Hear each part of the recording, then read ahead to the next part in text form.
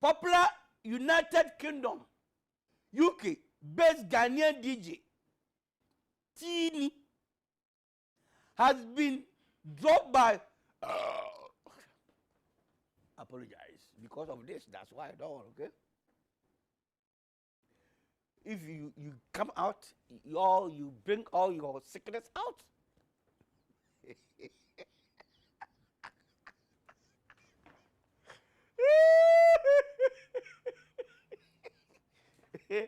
Who did your wolf with the baby kezu?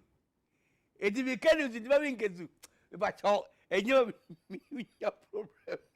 I better do make us do because it's a part of a human being. Thank you.